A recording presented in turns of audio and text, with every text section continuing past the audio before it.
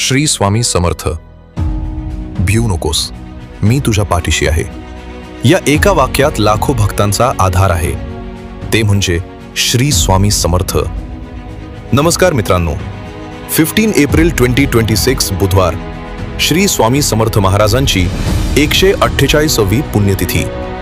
चैत्र वद्य त्रयोदशी या पवित्र दिवशी 1878 साली अक्कलकोट येथे स्वामींनी महासमाधी घेतली.